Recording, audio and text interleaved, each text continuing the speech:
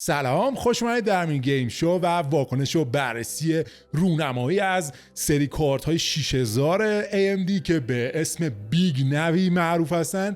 اسم سری کارت هاشه که خب همیشه دیدین دیگه، دیجیتال فنی وقتی ازش صحبت میکنه میگه بیگ نوی، یعنی نوی بزرگ، که خب از این سری کارت گرافیک ها از معماری RDNA استفاده کردن. حالا RDNA 2 یا 3 شو من ندیدم خودم هنوز ویدیو رو. البته خب تو این چند روز خبراشو دیگه دیدم دیگه، میدونم یه کارت گرافیک بسیار قوی داده که حالا نمیخوام بگم چیه برای اونایی که شاید نمیدونن که اونها هیجانش براشون باقی بمونه.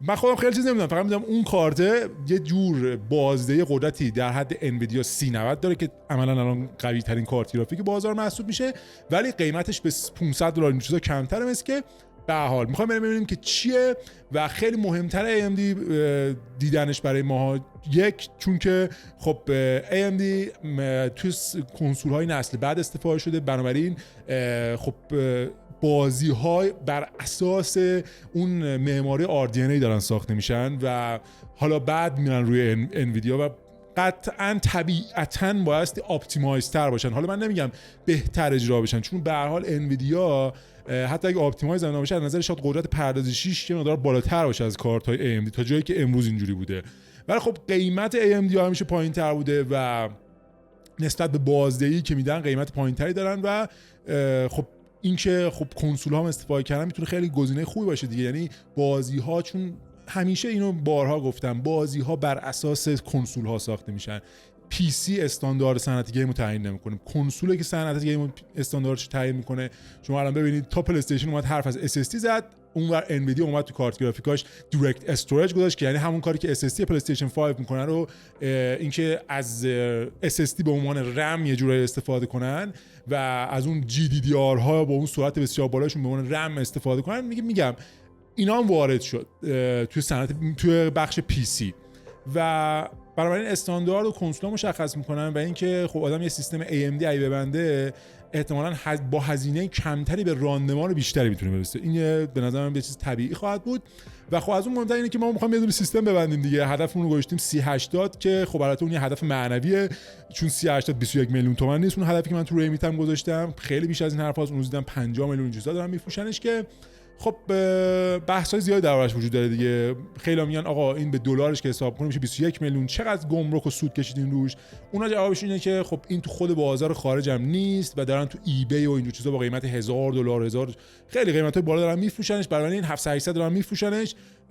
3080 برای ما هم گرون خریدیم که داریم گرون میفروشیم، که میشه گفت حق باهاشونه در این زمینه. اما در یه بخشی میتونیم با همین حرف خودشون جوابشون رو بدین که اوکی اونا کمیابه، اونا نیست. چرا 2060 ها، 1080 پی ها، 1080 های تی آی ها، 1070 ها، 2070 ها که مال 4 سال پیش، 1080 چه میدونم 1070 مال 4 سال پیشه، چرا اونا رو دارین هنوز گرون میفروشین؟ حتی با نسبت قیمت دلاریش که دارید با دلار 30000 تومان هم حسابش میکنین، در حالی که شما 30000 تومان نخریدینش، با دلار 30 تومان نخریدینش، بازم دارید گرونتر میفروشینش و اونجاست مشکل کارتون. نه اینکه بگیم اوکی باشه 3080 قبول میکنیم تو بازار کمه، شما گرونتر میخوای بفروشید چون یه چیز جدیدتریه، اما اون قدیمی‌ها رو چه داری اینقدر گرون فروشی میکنید که به هر حال ما کاری نداریم. بریم ببینیم چی دیگه، بریم ببینیم چیکار کرده AMD و امیدوارم چیز خفن باشه. اگه خفن باشه طرفمون عوض میکنیم و میریم روی اون. یادتون نره که صفحه رو لایک کنید و ویدیوها رو لایک کنید، صفحه هم رو سابسکرایب کنید و زنگوله رو بزنید که هر وقت ویدیو جدید گذاشتم بلافاصله ازش باخبر بشین. مرسی. برو بریم اما اول نشونش داد.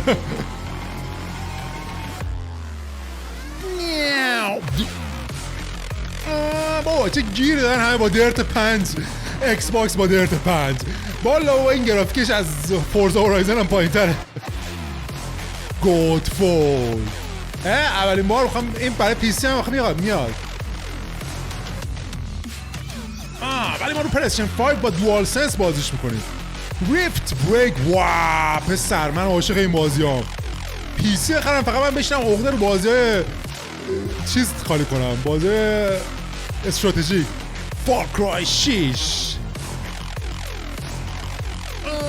بازیگر برو بریکینگ بد، برو Warcraft، Shadowlands، سرزمین های سایه.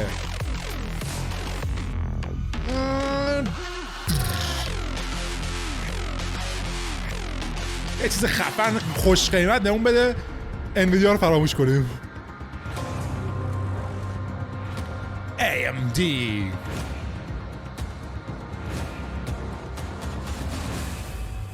خانم لیسا خودش اومده. Welcome everyone. سلام، خوش اومدید. مرسی که امروز به ما پیوستید. که این نیمه دوم قطعات جدید ماست. It was actually the most watched launch video in AMD history. میگه خیلی خوشحالم که ماه گذشته اون برنامه مال معرفی سی پی های جدیدشون سری 5000 رو دیدین. And I must say we're very proud of what Zen 3 brings to gamers. و خیلی خوشحالم که بگم که ما خیلی مفتخریم که چیزی که زن 3 برای، یعنی سی پی های زن 3 برای گیمرها میاره چقدر خفن و اینا. که آره دیگه هفته پیشش بود سی پی هاش بود که من یادم رفت نگاه کنم فکر کنم، و خیلی مثل که روی این معرف دیدم که آره این سی پی ها برای گیمر هاست و خیلی بازدهی خوبی داره. که خب به نظر من اگر دیگه میخوای یه سیستم چیز ببندی که AMD باشه، سی پی یوش هم AMD ببندین که اون قشنگ با هم مچ میشن و حرفه‌ای. But today is all about Big Navi. امروز درباره بیگ نویه، نوی گنده، سری بیگ ناوی. ببینیم چه کردین. I'm really excited to show you the new RDNA 2 architecture and our full stack of Radeon RX 6000 series products. بله، میگه من امروز خیلی هیجان دارم که بهتون RDNA 2 رو نشون بدم. جالب، من فکر می‌کنم میخوان RDNA 3 رو نشون بدم، ولی فکر کنم توی اون چیز تبلیغاتشون نشون که RDNA 3 سال بعداً میاد، 2023 21 اینجور چیزا میاد. بنابراین بیگ نوی دقیقاً از نظر معماری با همون RDNA 2 که روی کنسول هست یکیه. بنابراین خوشحال کننده است که کنسول‌ها دارن دقیقاً از آخرین تکنولوژی حاضر استفاده می‌کنن. حالا درسته RDNA 3 داره میاد بعدها، ولی خب به هر حال اینکه کنسول‌ها دارن از آخرین تکنولوژی موجود استفاده می‌کنن خیلی نکته خوبیه. As you know, we brought the first generation of RDNA architecture to market in 2019 with the Radeon RX 5700 XT. میگه ما اولین نسل از جی پی یو پردازنده‌های گرافیکی که با معماری RDNA 1 بودن رو با RX 5700 آوردیم. And with the combined launch of the 5700 XT and the Ryzen 3000 series, AMD became the first company to introduce a high-performance CPU and GPU together. میگه و با معرفی سری کارت‌های زن 2 ها، سری 3000 3900 X و اینجور چیزا، میگه اولین AMD اولین کمپانی شد که سی پی یو و جی پی یو هاشو همزمان به صورت یک سی پی یو و جی پی یو هایی که بسیار بازدهی خوبی دارن همزمان به بازار عرضه کرد. و داره تیکه میزنه به انویدیا دیگه، میگه اونا که سی پی یو ندارن، ما فقط سی پی یو داریم، اونا فقط جی پی یو هن. And we delivered a winning combination of computing and gaming performance, including CPU and GPU of the year in 2019. بله، میگه بعد تونستیم هم سی پی یو های بهترین سی پی یو سال رو به دست بیاریم از مجله پی سی گیمر، هم بهترین جی پی یو سال. From PC Gamer. Now 2020 is really the year of the gamer. I know many of you can't wait to get your hands on the next gen consoles. میگه خب 2019 از سال گیمر هاست و میدونم خیلیاتون صبر ندارین که دستتون رو یعنی برسید به کنسول نسل بعد. دقیقاً. Whether it's the Microsoft Xbox Series X and Series S or the Sony PlayStation 5, we are so proud that AMD is enabling these incredible gaming experiences. میگه حالا چه ایکس باکس سریز اس و سریز ایکس بخواین، چه پلی استیشن 5، ما در AMD خوشحالیم که این تجربه ها رو ما براتون ممکنش کردیم با سی پی یو هامون و جی پی یو هامون، پردازنده گرافیکمون. Which is why we like to say that AMD is where gaming begins. بله، برای همینه که شعار AMD رو کردیم where gaming begins، جایی که بازی کردن شروع می شود. Now earlier this month I showed you our new AMD Ryzen 5000 series, the world's best gaming processor. خب میگه اوایل این ماه من بهتون سی پی یو های رایزن جدید رایزن 3 رو سری 5000 که خودشون معتقدن بهترین پروسسورهای گیمینگ هستن. برای وقتی میگه best processor gaming processors یعنی توی پردازنده ها این که برای بازی ها هست بازدهی بهتری توی بازی‌ها دارن، ولی به این معنی نیست که مثلا برای چه میدونم برای نرم افزار رندرگیری و اینا بهترین باشه. بنابراین اینا دو تا واژه متفاوت با هم دیگه. توی بازی‌ها قطعاً بهترین بازدهی دارن، چون بازی‌ها الان داره برای پلی استیشن 4 و ایکس باکس وانی هم که داره ساخته میشه، اونها هم خب پردازنده‌هاش AMD بودن، بنابراین اپتیمایز تره و این گیمینگ پروسسورها پردازنده‌هاش هم قطعاً بهتر میشه. حالا چه تو بخش CPU چه تو بخش GPU، چون هر جفتشو AMD ساخته. Our next-gen Ryzen processor combines absolute performance leadership in single-threaded performance, gaming, and creative workloads with leadership performance per watt. میگه پردازنده ما چه تو بخش پردازش‌های یک تردی، یعنی یک پردازش در آن باید توی گیمینگ و یا پردازش‌های که برای کارهای خلاقانه مثلا اون مدلینگ و اینا استفاده میشن، بازدهی خوبی نسبت به مصرف برق و چیزی که داشتن، هم قیمت هم مصرف برقشون بازدهی بسیار خوبی میدادن. Millions of you, it's a drop-in upgrade to your existing AM4 motherboard. و جدا از اون میلیون‌ها نفر از شما خب مادربردهای AM4 دارید، با سوکت‌های AM4 دارید که خب به راحتی میتونید همون سری 5000 اسپاک کنید، نیاز برید مادربردهای جدید بخرید که بسیار به نظر من نکته خفنیه. میدونید چرا؟ حالش درسته، شاید یکی بگه شاید مادربردهای قدیمی از PCI اکسپرس نسل 4 ساپورت نکنن، برای من نمیشه SSD بهش وصل کرد از این حرفا. اوکی، شاید یه سری از مادربردهای قدیمی که AM4 بودن اینجوری نباشن، ولی نمیدونم من، ولی دارم یعنی این خوبیشو دارم میگم، الان اون مادربردهای AM4 بودن توی بازار، برای اون سری 3900 بودن، برای 3000 ها کلا بودن، برای این افت قیمت کرده و تو ایران هم گیر میاد و اونایی که اصلا قبلا سری AM داشتن خیلی راحت میتونن اون 3000 رو در بیارن، یه دونه 5000 بزنن و پرفورمنسشون بازدهیشون بره بالاتر. خیلی نکته خوبیه این به نظر من توی قضیه سی پی، چون سی پی واقعا اعصاب خورد کننده چیز ممکن است. هی مال 1155 مال اون چیز هستن، مال اینتل ال جی 1151 1150 اصلا خیلی اعصاب خورد کنه. Now, as successful as we have been with Ryzen, many of you have asked us to compete at the highest end of gaming GPUs as well. میگه خب حالا که ما توی بخش سی پی هامون یعنی سری رایزنمون خیلی خوب کار کردیم، خیلی هاتون از ما خواستین که توی بخش جی پی هامون هم برسونیم خودمون رو به یعنی بهتر شیم و بتونیم رقابت کنیم با حریفمون که چیز باشه انویدیا باشه. And today we're ready to show you exactly what we've been working on. و امروز می‌خوایم دقیقاً اون چیزی که روش کار می‌کردیم و بهتون نشون بدیم. I'm so excited to show you the Radeon RX 6000 series. It's absolutely the most powerful gaming GPU we've ever built. میگه خیلی هیجان دارم که سری رادیون RX 6000 رو بهتون نشون بدم، چون این قوی ترین جی پی یو پردازنده گرافیکی که تا به حال ساختیم. I think you'll be pretty pleased with what you see. مطمئنم که از چیزی که خواهید دید بسیار خوشحال میشید. I often talk about the fact that we're on a journey, and we are on a journey. Just like with our Zen CPU architecture, we're on a multi-year journey in GPUs with our RDNA architecture. خب دقیقاً میگه که ما همونجور که توی بخش سی پی هامون توی یک جرنی هستیم، توی یک سفر هستیم، این که خب هی داریم همون چیزایی که داشتیم رو بهتر می‌کنیم. مثلا ببین از جی سی ان، معماری جی سی ان پریده روی RDNA 2 که اون جی سی ان معماری پردازنده گرافیکش دیگه، پریده رو RDNA 2 بعد RDNA 1 RDNA 2 که هی راندمان این 50% توی هر نسل بالاتر رفته و حالا بعد از اینم RDNA 3. میگه خب ما توی این سفر هم تو که توی زن بودیم، سری زن 2 و حالا زن 3 ها توی سی پی یو هاشون، توی جی پی یو هم توی همین سفر هستیم. We designed RDNA specifically for gaming, and our first-gen RDNA products delivered 50% better performance per watt over our GCN architecture. میگه و ما این معماری RDNA برای پردازنده گرافیکیمون رو به طور خاص برای گیمینگ درست کرده بودیم. برای همین نسل اولش 50% نسبت به GCN پیشرفت کردیم و حالا نسل دوم RDNA ها 50% نسبت به RDNA 2 یعنی RDNA 2 50% نسبت به RDNA 1 پیشرفت داشته. We wanted to take a که میشه انگار 150% بیشتر از GCN. چیزی که الان مثلا ما توی پلی استیشن 4 و اینجور چیزامون داریم. another big step with RDNA 2 and deliver another 50% generational improvement in perf per watt. And with RDNA 2, we also set the very ambitious goal to deliver leadership gaming performance. میگه و با RDNA 2 ما قصدمون اینه که توی بخش بازدهی پردازش توی بازی‌های گیمینگ رهبری رو بگیریم دستمون، یعنی از انویدیا میخوان رهبری رو دست بگیرن، چون الان انویدیا یه جورایی از بعد بخوایم تکنولوژی حسابش کنیم رهبر بخش گیمینگ دیگه، به خاطر اون ری تریسینگی که داره تکنولوژیش ری تریسینگ، DLSS 2 1 اینجور چیزاش بسیار پیشرفته‌تر از کاریه که مثلا جی پی یو های AMD دارن انجام میدن. جی پی یو های AMD بله بازدهی دارن ولی هیچ وقت نتونستن اون سطح بالایی که مثلا ری تریسینگ و اینا رو میده رو یا DLSS میده رو بدن.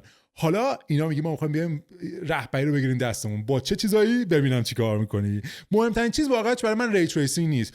من بیشتر دوست دارم که اون ماشین لرنینگ، اون یک چیزی مشابه DLSS رو توی چیز ببینیم، توی AMD ببینیم. حالا بعد ری تریسینگ هم قطعا داره، ولی چرا؟ چون اون ماشین لرنینگ خیلی چیز هیجان انگیزتریه، خیلی کارهای خفن‌تری میشه با اون کرد، خیلی راندمان و بازدهی بهتری میشه از اون کارت گرافیک گرفت وقتی DLSS 2 رو روشن میکنیم. And now I'm very happy to show you for the first time Big Navi. This is the chip at the heart of our high-end Radeon RX 6000 series. میگه این بیگ نویه، چه گنده است. میگه این چیپیه که در قلب سری کارت گرافیک های RX 6000 ما قرار داره. 26.8 billion transistors built with leading-edge 7-nanometer process technology. 28 نمیدونم میلیارد ترانزیستور، ازش نفهمیدم دقیقاً چی گفت، که 7 نانومتریه. Big Navi is our first product powered by RDNA 2. We have made incredible progress on the architectural front. And now let me turn it over to AMD fellow Laura Smith to give you more details on the architecture. میگه بیگ نوی اولین جی پی یو ما که از این معماری RDNA 2 استفاده کرد. این معماری که میگم برای اینکه چینش این پردازشگرا، اینکه این چینش چه جوری باشه که خب این ساده ترین حالت که میتونم بگم دیگه، این چینش چه شکلی باشه که بیشترین بازده با کمترین میزان مصرف انرژی، که هرچی مصرف انرژی کمتر باشه بنابراین دمای کمتری تولید میکنه و هرچی دمای کمتر باشه اون راندمان یا بازدهی اون چیپست ثابت تر مونه. چون وقتی یه چیپست هی گرم بشه یا باید یه خنک کننده خیلی خرکی روش بذاری که خب باز در نهایت عمر اون چیپ میاد پایینتر، یا چیز میشه شروع میکنه به راندمانش اومدن پایین برای اینکه دماش بیاد پایینتر دیگه. میدونی بنابراین این آرکیتکچر یا معماری که میگن دقیقاً اینه، این چینش این ترانزیستورها که میگه 29 بیلیون گفت میلیارد ترانزیستور 7 نانومتری داخل اون رفته، چه جوری اینا چیده شدن، چه چیدمانی دارن توی اون پردازنده که بیشترین بازدهی داشته باشن و هی هرچی نسل‌هاشون رفته جلوتر تونستن اینو بهترش کنن. حالا میخواد بهمون یکم توضیح بیشتر بده. Thank you, Lisa. مرسی لیسا. Our graphics architecture roadmap has a clear goal. میگه خب مسیر ما برای توی بخش کارت گرافیک هامون یک مسیر مشخصه. Gaming leadership across the ecosystem. بله رهبری خیلی داره چیز میکنه، یعنی میگن چی میگن ادعای خیلی بزرگی داره میکنه اینکه رهبری بخش گرافیک توی گیمینگ خیلی بحث بزرگیه. The GCN was a great architecture, but we knew we needed to rethink graphics and build the best engine for the future. میگه این GCN تو سال 2017 اومد که خب چیز خوبی بود ولی ما میدونستیم که باید بهترش کنیم. We wanted to این GCN تا سال 2017 ادامه داشت. build a set of technologies that game developers could use across all platforms. The first major step was RDNA, introduced last year. میگه اولین هدفمون این بود که یه معماری استفاده کنیم که بتونه روی تمام پلتفرم‌ها استفاده بشه. چه می‌دونم موبایل بتونه استفاده بشه، بتونه تو کنسول‌ها استفاده بشه، تو پی سی هم بتونه استفاده بشه، که خب اولین قدم اون RDNA 1 بود. RDNA was a new architecture and used a 7-nanometer process node, which helped us with the large initial gains. که خب به خاطر RDNA 1 به خاطر اون 7 نانومتری بودنش خیلی به ما کمک کرد که یه قدرت پردازشیمون رو 50% مثلا بیشتر کنیم. We committed to you that our engineers had plans in the works for RDNA 2 and we would be back quickly with another significant improvement. و همون موقع بود که ما بهتون قول دادیم که مهندسینمون دارن روی RDNA 2 کار میکنن و قراره همین بازدهی که رو RDNA 1 داریم رو باز هم بیشترش کنیم. By combining our expertise in CPU design, deep gaming history and broad ecosystem partnerships, RDNA 2 is built to be the gaming architecture for all gamers. میگه و خب با پشتوانه‌ای که ما تو گیمینگ داشتیم و خب تجربیاتی که توی بخش سی پی یو توی معماری‌های سی پی یو داشتیم، اینا رو با هم دیگه ترکیب کردیم و تونستیم یک پردازنده گرافیکی به اسم RDNA 2 بسازیم، که یه معماری به اسم RDNA 2 بسازیم که مخصوص بازی کردنه و بهترین بازدهی رو توی گیمینگ داشته باشه. Across console, PC, کنسول ها، and پی سی beyond. و We had فراتر از some اونها. very ambitious goals with RDNA 2. میگه ما برای در ساخت RDNA 2 خیلی هدفهای بسیار بلند پروازانه داشتیم. High Performance Compute Units یعنی واحدهای پردازشی که بازدهی بسیار بالایی داشته باشن. Revolutionary Infinity Cache، کش انقلابی بی‌نهایت، یعنی کش اطلاعاتش بی‌نهایت، اسمش اینفینیتی کش هست که یه کش انقلابی احتمالاً. Breakthrough High Speed Design که سرعت بسیار بالا باشه، یعنی طراحیش جوری باشه که سرعتش بسیار بالا باشه. و Advanced Features یعنی قابلیت‌های پیشرفته که حالا هر کدوم از اینا زیر مجموعه داره دیگه قطعاً.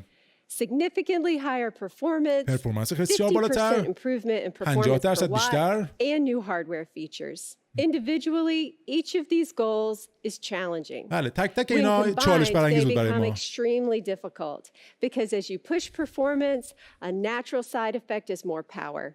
New features میگه و خب ما با چالش‌های بزرگی روبرو بودیم، چون وقتی پرفورمنس رو بالا می‌بردیم، یعنی اینکه تعداد یونیت های، یعنی سرعت پردازش رو بالاتر می‌بردیم، بنابراین نیروی بیشتری نیاز بود وارد این پردازنده ها بشه دیگه. و خب چالش که وجود داره اینه که بیشتر داغ می‌کنه، اون چیزی که بهتون گفتم. بنابراین چالش این بود که چیکار کنیم که بتونیم راندمان رو حفظ کنیم، یعنی بازی رو حفظ کنیم. features also being more computation, further challenging both speed and power metrics. For RDNA 2, we made significant gains in all these areas. و در معماری RDNA 2 ما توی تمام این بخش‌ها پیشرفت‌های بسیار بزرگی کردیم. The compute unit is the core of the architecture. و هسته مرکزی این معماری تعداد پردازنده‌های یعنی کامپیوتینگ یونیت هاست، یعنی واحدهای پردازشیه. تعداد واحدهایی که دارن در آن واحد پردازش رو انجام میدن. We advanced all aspects of the compute unit design, leveraging techniques first developed in CPUs. We deployed pervasive fine-grained clock gating, reimagined the pipeline to aggressively maximize performance while minimizing data movement. In combination, these elements made the compute units 30% more energy efficient. خب اونا دیگه خیلی چیزای تخصصی، من نمیدونم اونا چیزی که چیزای اون سه تا چیزی که گفت، ولی توی این قضیه پردازنده‌های گرافیکمون یه سری اپتیمایز های انجام دادیم که این اپتیمایز ها به ما کمک کردن که بتونیم 30% مصرف انرژی رو بیاریم پایین‌تر که در نتیجه دمای کمتری تولید میشه. Allowing them to be pushed faster. Gaming at 4K requires more data to be brought into the chip. بله و میگه خب مثلا قضیه اینفینیتی کش رو داریم میبینیم دیگه. میگه اگه شما بخواید 4K بازی کنید، خب وقتی 4K بحثش میاد وسط، یعنی تکسچرها باید کیفیتشون بالاتر باشه. بنابراین وقتی کیفیت تکسچرها بالاتر بره، حجم اون تکسچرها بیشتر میشه. بنابراین حجم داده های گرافیکی بیشتری بعد وارد اون کش چیز بشه، کش اون جی پی یو پردازنده گرافیکی شما بشه که بعد با سرعت بره و پردازش بشه یا هر چیزی.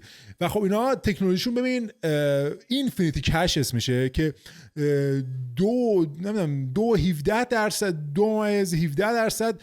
سرعت انتقال داده‌اش بیشتره. نه، پهنای باندش بیشتره نسبت به چیزه و مصرف انرژیش هم کمتره دیگه، یعنی تقریبا 9 کمتر از اونه. The amount of data more than doubles as we move from 1440p to 4K. The more efficient the memory subsystem is, the higher fidelity the images are, and the more you can push the frame rates. We took a new approach to solving this technical challenge for gaming and deployed a graphics-optimized, high-density, high-speed cache based on the Zen L3 cache. میگه و ما این مشکل که خب حجم دیتای بیشتر برای 4K بود رو اومدیم با اینکه یک کش با پهنای باند بیشتر گذاشتیم که سرعتش هم بسیار سریع‌تره. ما اومدیم این چالش رو با این قضیه کش بیشتر و سرعت بیشتر حل کردیم. We call this the infinity cache. The infinity cache minimizes DRAM bottlenecks, latencies, and power consumption. میگه خب اینفینیتی کش که معناش میشه کش بی‌نهایت، اسمش حالا بی‌نهایت باشه یا نه معلوم نیست، باعث میشه که اون باتل نک ها و اون باتل نک دیگه بارها بهتون گفتم، محدودیت هایی که تو دیرم وجود داره و چیزهای دیگه، یعنی بله شاید پردازش جی پی یو بتونه پردازش کنه ولی دیرمش دوچار محدودیت هست. بنابراین اطلاعات با سرعت و با پهنای بانده که اون میتونه جی پی یو پردازش کنه بهش نمیرسه. بنابراین باتل نکش میشه. میگه با این اینفینیتی کش تونستیم اون باتل نک و اون محدودیتی که وجود داشت رو ببریم و اطلاعات رو بیشتر بریزیم روی پردازنده تا پردازنده بتونه تا جایی که قدرت داره اونو پردازش کنه. Our specialized Infinity Cache, combined with a 256-bit G6 interface, delivers more than twice the effective bandwidth of a traditional 384-bit G6 solution. میگه برای این اینفینیتی کچمون رو ترکیب کردیم با اینترفیس یا همون اینترفیس نمیدونم چی میشه به فارسی، یعنی اون درگاه، شاید بتونم درگاه 256 بیت G6 که بازدهیش از اون 380 بیت G6 قبلی بسیار بالاتره، 2 برابر گفته کنم، and at lower power consumption. و مصرفش بسیار کمتره. High frequency is important for gaming performance. فرکانس بالا یعنی چرخه‌های بیشتری که یک چیز انجام میشه، یک پردازش انجام میشه توی گیمینگ بسیار مهمه که سرعت این چرخه‌ها زیاد بالا باشه. RDNA 2 is built with custom libraries and high-speed design flows, maximizing frequency in 7 nanometer. میگه خب RDNA 2 با یه سری کتابخونه‌های محاسباتی بسیار مخصوصی ساخته شده که بتونه این فرکانس رو تا جای ممکن بالا ببره و سرعت پردازش رو بالاتر ببره. این 30% فرکانسش بیشتره به خاطر 7 نانومتر بودنش و کلا پاور بیشتری مصرف، یعنی انرژی کمتری مصرف میکنه و 30% فرکانسش رو بیشتر میکنه. With RDNA 2, our silicon design and architectural improvements, we are able to deliver 30% faster frequencies in the same 7 nanometer process node. بله، میگه 30% فرکانس میتونیم بیشتر کنیم ولی با همون معماری 7 نانومتری، یعنی نیاز نبوده مثلا معماری رو کوچیک‌تر کنیم. Pulling all this together, the RDNA 2 architecture beats our aggressive performance per watt goal.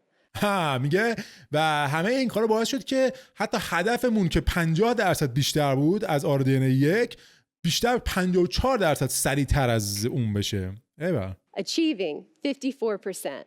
With RDNA 2, we also focused on bringing new hardware features into the architecture. ولی خب RDNA 2 فقط پرفورمنس بیشتر نسبت به RDNA 1 نیست، یک سری ویژگی‌های سخت افزار هم بهش اضافه میشه که قطعاً اون ری تریسینگ و ماشین لرنینگ. امیدوارم همین دو تا باشه دقیقاً.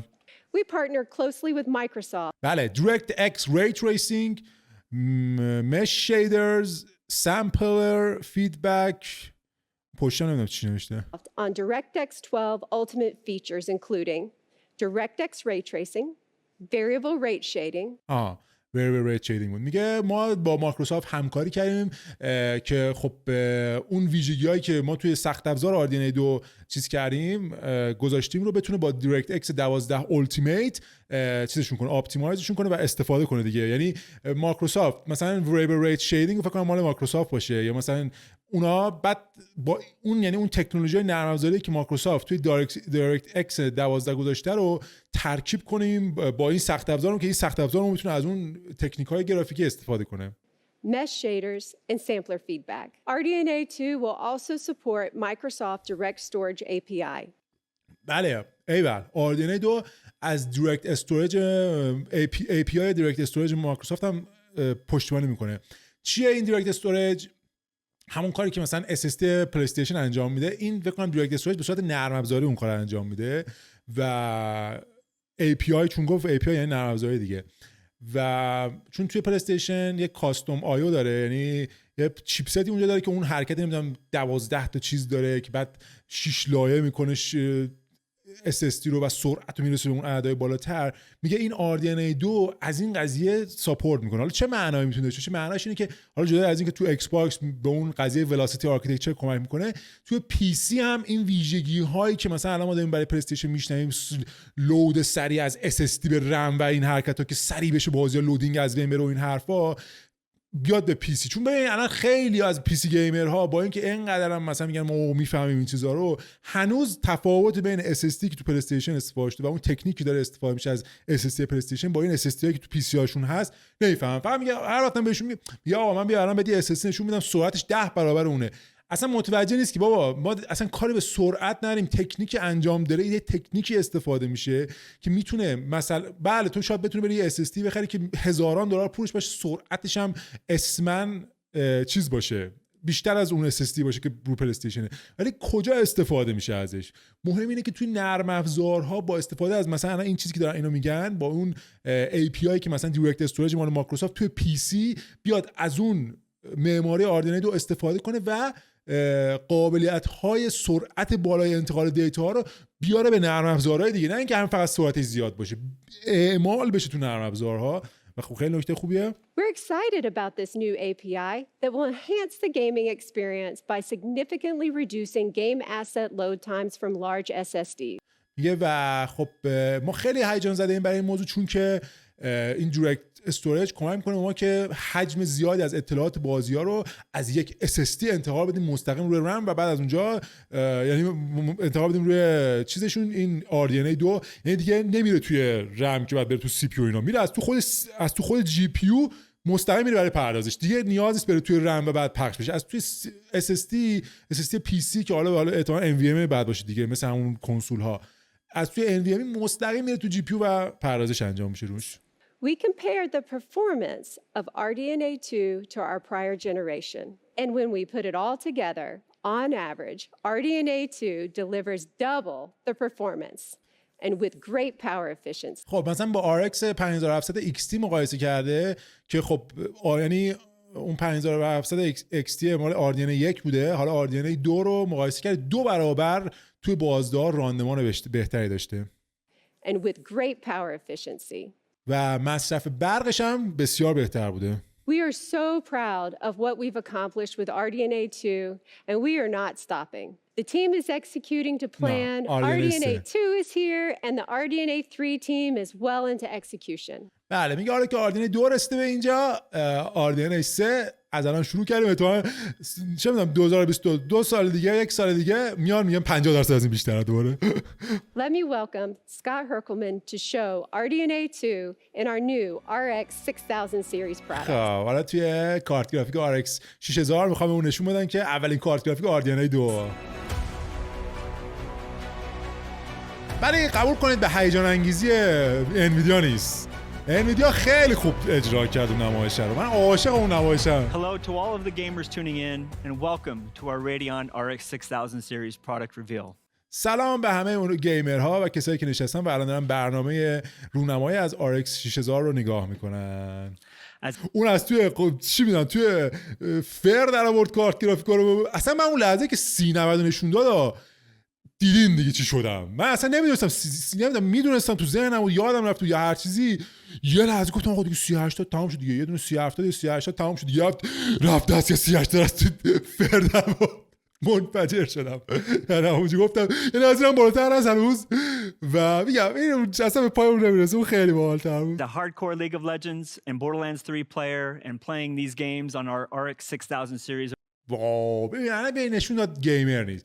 میگه اون لیگ آف لجند بازهای خفن ما و بوردرلندز پلیرها، بگو آخه مردک، یعنی هیچ بازی دیگه نبود که بگی مثلا بریم RX 6000 باش بخریم. موبایلم لیگ آف لجند اجرا میکنه والا، فکر کنم دیگه لیگ آف لجند بازیه که باش مثال بزنی گرافیک بالاتر رو مثلا بود کرایسیس، مثلا چه میدونم بگو کنترل، چه میدونم این بازی ری تریسینگ دار چیه، اونا ری تریسینگ نداره که. Over the past few weeks, I'm so excited and proud to be here with you today. Allow me to introduce you. اون چیه بالا پایین چپ راست BA استارت کدوم بازیه؟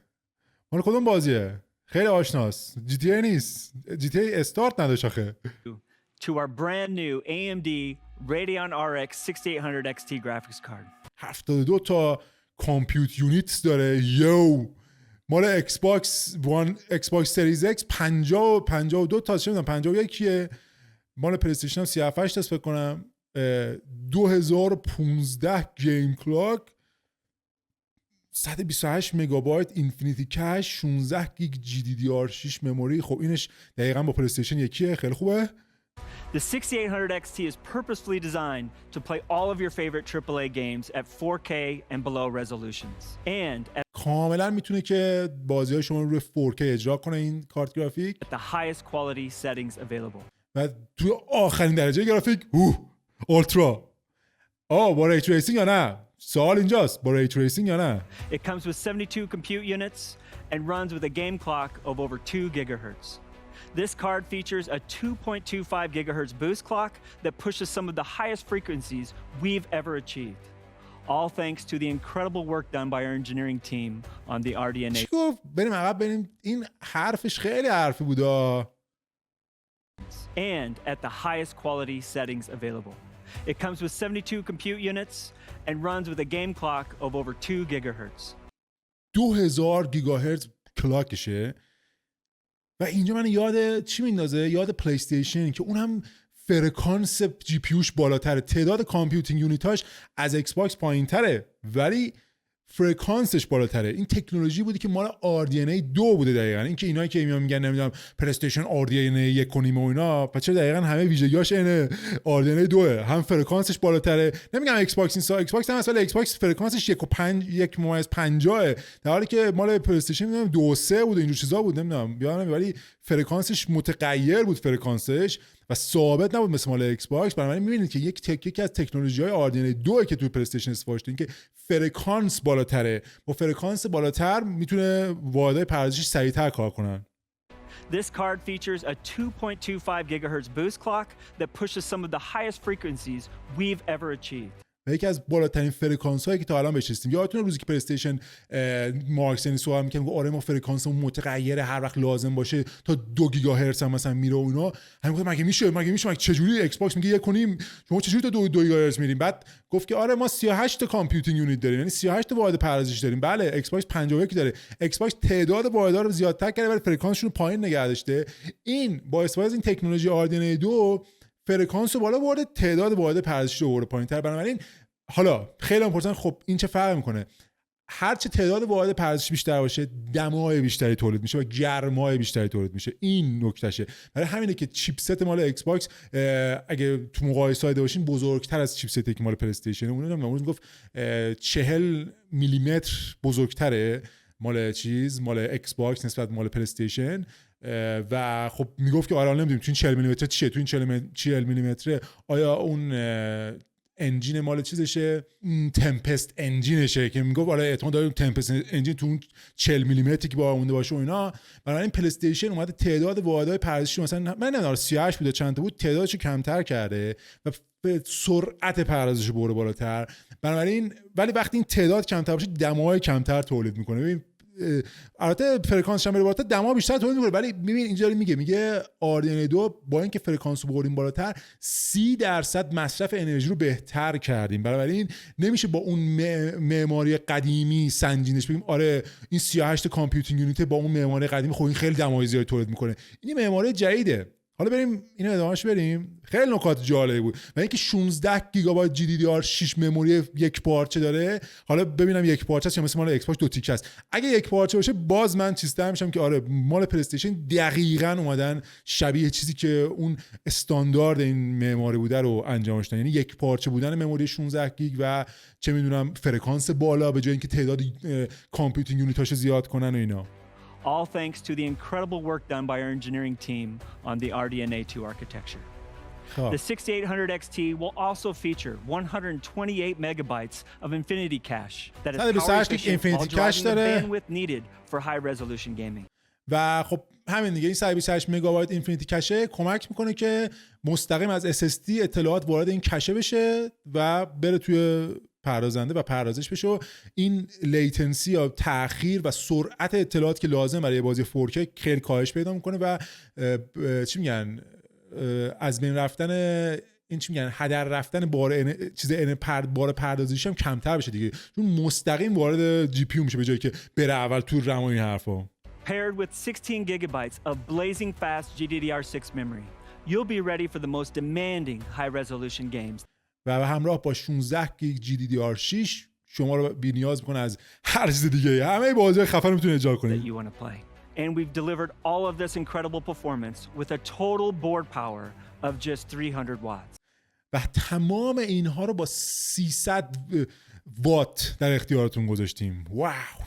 مال 3090 چقدر بود؟ الان رفتم توییتر نگاه کردم 3090 350 وات استفاده میکنه در حالی که این میگه 300 وات و مال ایکس باکس سریز ایکس 315 تا بود تا جایی که دیدیم یعنی 15 وات بیشتر گذاشت. البته این 72 تا کامپیوتینگ یونیت داره. ایکس باکس 51 اینجور چیزا داره که خب این مصرف انرژی این فقط جی پی یو، اون سی پی یو هست، کلی چیزهای دیگه هم هست، سی پی یو و نمیدونم مال بلوتوثش و وای فای اونا هست که اون پاور کانسامپشنش مثلا میرسونه به 315 تا، مال پلی استیشن 350 تاست که یعنی خب دیگه یعنی نمیشه البته مقایسه کرد با اینا، ولی یعنی میگم که این 300 بی معنی نبوده که توی هم ایکس باکس هم این توی پلی استیشن 300 مثلا 400 نذاشتن یا مثلا زیر 300 نبوده، همشون بالای 300 گذاشتن که این از این چیزشون جی پی یوشون بتونن قشنگ انرژی رو بهش برسونن. As you can see, the 6800 XT not only delivers on 4K 60 frames per second,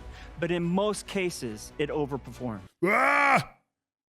نگاه کن فقط بتلفیلد وی اولترا 130. اولترا یعنی چی؟ اولترا یعنی با ری تریسینگ یا نه؟ الان سوال اینجاست، با ری تریسینگ یا نه؟ اون یکی چیه؟ بوردرلند 63. بوردرلند یعنی گرافیکش از بتلفیلد وی بالاتره. کال آف دیوتی مودرن وارفر 91. پس بوردرلند وضعش خرابه. تازه بعد از اینکه یعنی اینا هم زور زدن تازه رسیده به 63. یعنی با این اوصاف نمیدونم. اولترا 4K البته. ببین اولترا 4K، اولترا دیویژن 74 فریم، دوم ایترنال 138 رو اولترا نایتمر چی بشه بعد، فورزا هورایزون 138، گیرز 578 4K. خیلی عجیبه واقعا برام که ایکس باکس مگه نمیگم 4K 60 فریم دارم اجراش میکنم، تازه اون پردازنده گرافیک ایکس باکس خیلی از این ضعیف تره، پس اون خوب داره اجراش میکنه. اگه میگه 4K 60 فریمی داره اولترا 78 تا نمیدونم، رزیدنت ایول 317 که اون دیگه اوکی، شادو آف توم ریدر 88 تا، ولفنشتاین یانگ بلاد 142 تا. این نکته جالبی که هست بین مثلا دوم ایترنال به نظرم از همه اینا گرافیکش بالاتره. هر جوری که نگاه می‌کنم دوم ایترنال واقعا از همه این بازیایی که اینجا هست گرافیکش بالاتره. کال آف دیوتی مودرن وارفر هم بالاتره، جزئیات فریم بالاتر. ببین انقدر موتور بازسازی این دوم ایترنال خفنه که همون ولفنشتاین یانگ بلاد هم با همین موتور بازسازی ساخته شده. ببین چقدر بازدهی این موتور بازسازی بالاتره، قشنگ 142 فریم، 138 فریم. We've been maxing out all the settings in games like Battlefield 5, Borderlands 3, and Call of Duty Modern Warfare, and the performance has just been awesome to experience. Let's take a look at how the 6800 XT competes head-to-head against the latest offering from the competition. ای وای پسر، مقایسه با انویدیا، یا خدا چه زشت. انویدیا RTX 3080 300 چقدر، نه این حرکت اصلا جزایی از خدا وکیلی. میگه بله بیا حالا مقایسه کنیم با آخرین حریفمون 3080، اون 320 وات استفاده میکنه، ولی ببین بتلفیلد اون 113 تا اون 100 تاست اصلا. ولی بعد نگاه کن انویدیا توی چیز ولفنشتاین ازشون جلو زده، توی دوم چیز خب قیمتش چنده این RX 6800 اون چند بود؟ $699 $700 بود دیگه، درسته؟ 3080 وات بیشتری هم مصرف میکنه. و خب حالا با DLSS دارین یا نه شما؟ سوال اینجاست، ری تریسینگ دارید یا نه؟ ببین فقط نوشته 4K گیمینگ، نه نوشته 4K ری تریسینگ. سوال اینجاست که حتی اشکال نداره اگه حتی توی بدون ری تریسینگ هم از اون بالاتر زده باشن، نکته خوبیه برای اونایی که مثل من میگم ری تریسینگ نمیخوایم ولی میخوایم قیمتش کمتر باشه، اوکی. ولی خب مسئله اینجاست که اگه ری تریسینگ بیاد روش اون موقع چیه؟ اون موقع حرفی برای گفتن داری یا نه؟ Their best API scores to our best API scores. خیلی زشته این کاره که آره بالاترین درجه که اونا توی چیزاشون گرفتن، توی جی پی هاشون گرفتن با مال خودمون مقایسه کردیم. The best versus the best. چه عجبی، بهترین ها در برابر بهترین ها. And as you can see, the 6800 XT trades blows and has some significant wins across a variety of titles. میگه همونطور که میبینید بعضی جا 38 چیزه مال ما 6800 افتاده پایین مقدار و بعضی جا هم بالاتر زده. And it does all of this at less power consumption than the competition. ولی خب تمام اینا رو با مصرف انرژی کمتری داره انجام میده. For the 1440p gamers out there, we have some great results for you too.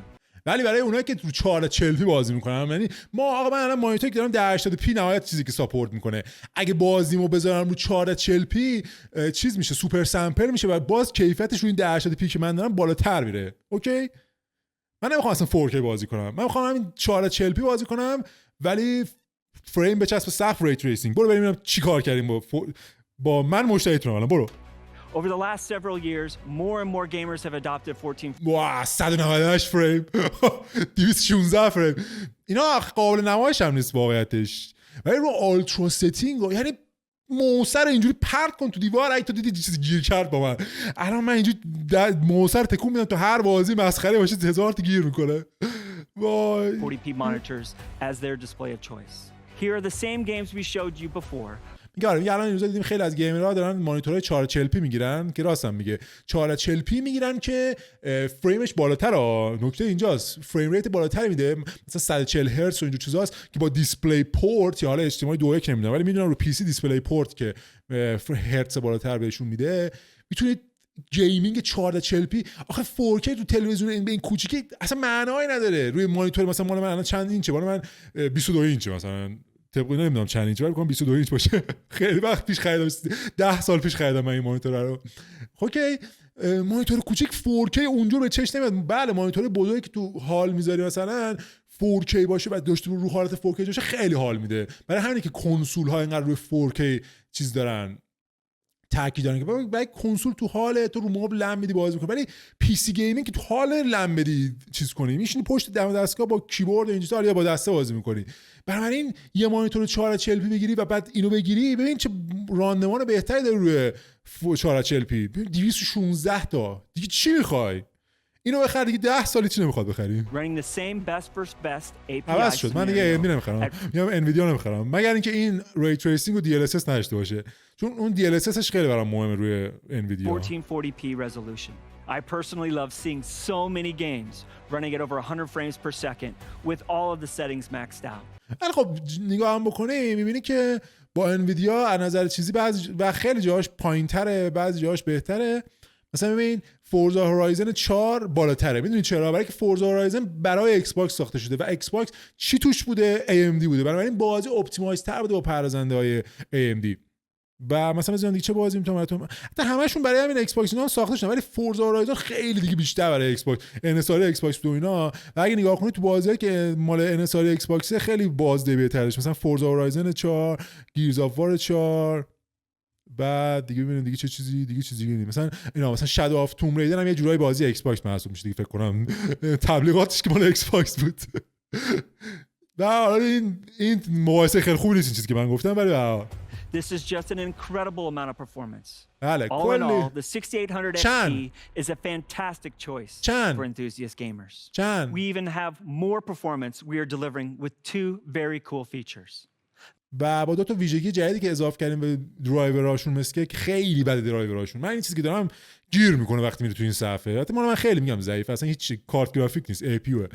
وقتی میرم توی این منوه منفجر میشه. ولی میگه 2 تا ویژگی گذاشتیم که حتی این پرفورمنس رو میتونیم بهتر هم بکنیم. The first is a one-click overclocking button. با یک کلیک Rage Mode میزنی و overclock built میشه. into our Radeon software package that we call Rage Mode. Now, Rage Mode automatically takes advantage of the overclocking headroom built into your GPU to give you every bit of performance it has to offer. خب میگه وقتی میزنیش Rage Mode اون تا جایی که جا داره خودش اتوماتیک اوورکلاکش میکنه و تک تک پردازنده ها رو میندازه به جونش دیگه، به جون بازیه که پارش کنم بازیه رو. And the second is made possible because of the fact that only AMD can deliver both high-performance processors and high-performance GPU. ببین اینجاست که بهتون میگم. میگه دومین ویژگی اینه که فقط AMDه که هم پردازنده یعنی CPU داره هم GPU های با راندمان بالا داره. بنابراین حالا میخواد چه میخواد بگه از ترکیب چیزی بود خدا مارک سرین هم گفت پرسیژن اسپاشته، اینکه CPU و GPU با هم دیگه کار میکنن توی این فرکانس متغیر تا بتونن بازده بیشتر بدن. حالا برو ببین چی گفتم، الان همین نگفت با من. We call this new feature AMD Smart Access Memory. AMD Smart Access Memory unlocks the greater amount of high-speed memory from the AMD Radeon RX 6000 series graphics cards to the AMD Ryzen 5000 series processors. بله ببین Smart Access Memory یعنی یه سیستمیه که هوشمندانه به حافظه ها دست پیدا میکنه و اگر پروسسور یا CPU RX 5000 خریده باشید یه دونه RX سری 5000 هر کدومش با سری 6000 هر کدومش از جی پی یو و سی پی یو ترکیب بشه، این قضیه اسمارت اکسس مموری وارد میشه. حالا ببینیم چه بازدهی داره. And it delivers additional levels of performance in games. چقدر Simply اضافه میشه pair بهش. these components with our 500 series chipset motherboards, enable the setting in the BIOS, and the performance uplift becomes automatic. میگه و نیاز هم نیست مثلا بریم مادربرد جدید بخرید. میگه همون مادربردی که تو سری 5000 مون استفاده می‌کردیم و با یه آپدیت بایوس یا نمیدونم حالا بعد بایوس مادربرد رو آپدیتش بکنید این قابلیت فعال میشه. نوشته نگاه کن AMD Radeon RX 6800 XT که با اسمارت اکسس مموری و ریج مود یعنی هر دوتاش روشن شده و خیلی پایینه به نظر. پیشرفتش خیلی زیاد نبود. یعنی اسمارت اکسس یعنی شما هم سی پی یو تون از سری 5000 بوده، جی پی یو تون هم که هم 6000 آر ایکس نمیدونم چیه، بعد ریج مودش هم روشن کرده باشین که یعنی اورکلاک باشه. مثلا 4% تو رزیدنت ایول 3 بیشتر شده. ببین بازم نتونسته بزنه بالاتر از چیزا.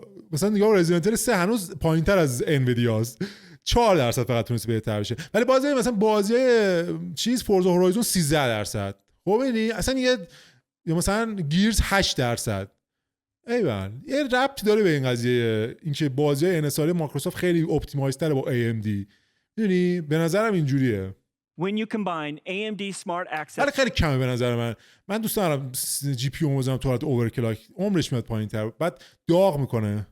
memory with the one-click overclocking of Rage Mode, you'll get a boost in performance in many of the games you love. ولی نکته اینجاست، درسته حالا شاید شما هم عقیده با من باشین که ریج مود نذاریم، ولی باز اگر شما سی پی یو تون از این 5000 رو گرفته باشین، جدیدی که اومده 5000 اکس چیه زن 3 ها زن 3 ها، فکر کنم با یه آپدیت بایوس بتونین قضیه اسمارت اکسس مموری رو راش بندازین به هر حال و باز یه بوستی بهتر شدن توی راندمان بازیتون ببینید.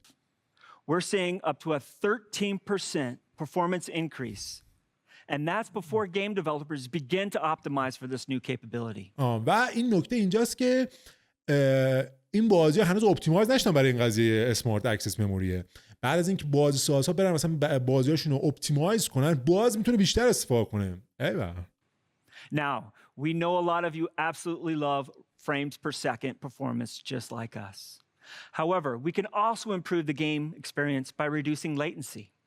میگه خب ما همه میدونیم که شما عاشق فریم ریت بالاتر هستین، ولی خب جدای از اون ما میتونیم ما به این فکر کردیم که تأخیر رسیدن تصویر به جلوی شما نقش بسته شدن تصویر رو بیاریم پایین‌تر دیگه، چون به هر حال فریم که میره بالاتر، اگه شما مانیتورتون هم خفن‌تر باشه، مانیتور مثلا 140 هرتز این چیزا داشته باشین، تصویر سریعتر و نرمتر و اینا. The differences of milliseconds of latency in a competitive game can be the difference between a major win and a major loss. بله میگه توی بازی که رقابتیه میلی ثانیه هاست که تعیین میکنه کی ببره کی ببازه. Last year we pushed the industry to recognize there was a better way to provide competitive gamers with less latency from mouse click to the screen, giving competitive gamers who own the RX 5000 series a serious leg up on their competition.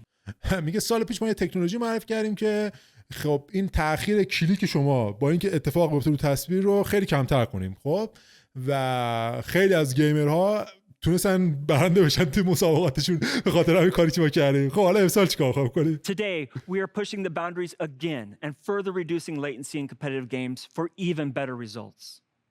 Combining the latest implementation of Radeon anti-lag with the FreeSync monitor can reduce lag in your DX9 and in your DX11 games.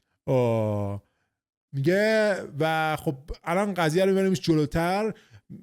مثلا میگه لیتنسی فورتنایت توی 4K توی حالت اپیک پرستش، یعنی آخرین درجه گرافیکیش 63 میلی ثانیه. مثلا وقتی شما دکمه موس زدی 63 میلی ثانیه طول میشه که توی اون بازی اتفاق بیفته. خیلی عدد کمی ها، یعنی اصلا با چشم و ولی برای تأخیر وجود داره دیگه تا این فرمانه از تو موس شما بره توی کامپیوترتون بعد بره اتفاق بیفته توی بازی. میگه خب ما پارسال با اون چیزمون تونستیم 8 میلی ثانیه کمترش کنیم، الان 23 میلی ثانیه کمترش کردیم، یعنی 37% کمترش کردیم برسونیش به 40 میلی ثانیه. خب مال انویدیا چقدر بود؟ من یادم نمیاد انویدیا چقدر بود. In Fortnite, for example, gamers can realize up to 8 milliseconds of latency reduction by simply enabling this feature in Radeon software. More recently, we introduced Radeon Boost. a unique feature that's a step beyond anti-lag. نه اونو من اشتباه گفتم. میگه فقط همین که AMD FreeSync رو آن کنید 8% ازش کم میشه، 8 میلی ثانیه ازش کم میشه. بعد اگر رادیان بوست رو هم بزنید اون یه چیز دیگه است، اون دیگه میرسونتش به همین چیزی که الان For نشون میده. select games, بیشتر ازش. Radeon Boost offers dynamic resolution in response to your mouse or controller inputs, leading to higher frame rates and as a result, quicker responses to your input. ببین اون AMD Sync بوسته کاری که میکنه چیکار میکنه؟ برای بازیایی که ساپورت بکنن رزولوشن داینامیک رو فعال میکنه. یعنی هر جایی که بازی داره زور میزنه که مثلا رزولوشنش رو نگه داره، اولویت بازی میشه برای اینکه فریم ریت رو نگه داره، فریم ریت رو بالاتر نگه داره که شما بازیتون نرم‌تر باشه، ولی مثلا اطراف تصویر بدار رزولوشنش رو میاره پایین‌تر، مثلا از 4K و اینجور چیزا میارتش مثلا میرسونش به یکم مثلا نیمی از 4K اطراف صفحه رو، نه جلوی چیزی که تو میدان دیدتونه، تا بتونه فریم ریت رو ثابت نگه داره. چیزی که تو کنسول داره اتفاق میفته دیگه. ولی تو پی سی چرا نمیتونه خوب اتفاق بیفته؟ برای که پی سی انواع و اقسام چیزا رو داشته دیگه، انواع و اقسام سیستم ها هست. توی کنسول یه چیز ثابته، برای این میتونن دقیق تنظیم کنن که آقا فلان قسمت بازی رزولوشن داینامیک بشه، این قسمتش بره بالا. اپتیمایز میتونن کنن روی کنسول این قضیه داینامیک بودن رزولوشن رو. تو پی سی تا الان خیلی اونجا من ندیدم بازی پی سی خیلی داینامیک باشن. حالا میگه با این قضیه، با این حرکتی که ما میزنیم میتونیم داینامیک کنیم رزولوشن و اون فریم ریت رو بالاتر نگه داریم و این تأخیر رو بیاریم پایین‌تر. Both Radeon Anti-Lag and Radeon Boost can be enabled via the Radeon software that comes with your graphics cards, and neither of them require a proprietary API or a game integration to provide latency-reducing benefits. As you can see, the combination of these technologies can contribute up to 37% latency reduction in highly competitive games. آره تا 37% میتونه کم کنه. به اون AMD FreeSync Plus به علاوه و AMD Radeon Anti-Lag، اون دوتا یه چیز نرم افزاریه که مال خود درایورهای خودشونه، میزنید نیازی هم نیست که اصلا اون بازی اپتیمایز شده باشه. ولی اون AMD FreeSync اگه ترکیب بشه با AMD Radeon Boost، اون باید خود سازنده بازی رو با اون چیزش کرده باشه، اپتیمایز کرده باشه که مثلا فریم ریت، یعنی میگم رزولوشن داینامیک داشته باشه و در نتیجه 37% تأخیر بازی رو کمتر کنه. Like Fortnite running at 4K. Now, 4K performance is king. But let's talk for a minute about how we are improving the video. ایول این دیگه تموم شد. این ماشین لرنینگ دقیقاً اون چیزی که من دنبالش بودم. این اون چیزی که DLSS ولی اسم مال اینا چیه؟ FidelityFx. واو، که با استفاده از دارکس 12 اولتیمیت داره این کار انجام میده. Next Generation Visuals که دقیقاً همون کاری که DLSS انجام میده داره انجام میده دیگه. Ambient Occlusion, Screen Space Reflection که SSR، Super Resolution، Variable Shading میدونی یعنی چی؟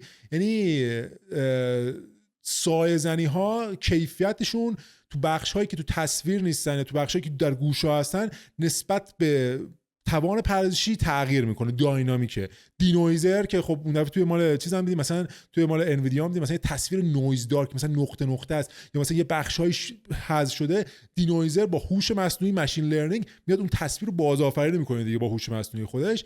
و کانتراست ادپتیو شارپنینگ یعنی میتونه تصاویری که مثلا محو هستن رو با هوش مصنوعیش چیزشون کنه، چی میگن، واضح‌ترشون کنه. همون کاری که DLSS میکنه دیگه. DLSS فرق داره، مثلا رزولوشن 1080p رو میرسونتش با هوش مصنوعی به 4K DLSS شده، اوکی، و کیفیتش ما اون دفعه دیدیم توی دث استرندینگ مال انویدیا خیلی بالاتر از این بود که مثلا بازی بخواد 4 برابر اون توان پردازشی رو بذاره رو 4K اجرا بشه.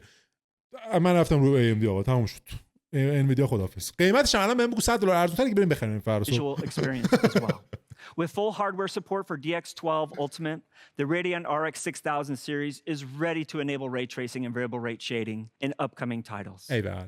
یه آماده است که ری تریسینگ و variable rate shading اینا همه راه بندازه و برو تو کتکولش. We've also expanded our library of FidelityFx features to work hand in hand with ray tracing, compute, and shader effects to enable the higher level of visual fidelity while ensuring high frame rates. دقیقاً. فکر کنم کلمه ماشین لرنینگ کپی رایتش مال انویدیاست نمیگه، ولی همونه دقیقاً. میگه آره ما با این چیزا تونستیم کاری انجام بدیم که همون کار ماشین لرنینگ دیگه. For the X12 Ultimate, we've added an optimized denoiser for ray tracing effects and a variable rate shading algorithm that can adapt image quality based upon luminance and motion. We've also added a suite of compute-based effects to be used alongside ray tracing, like optimized screen space reflections and an optimized ambient occlusion. We're always looking to help developers with new initiatives and are already working on a super resolution feature.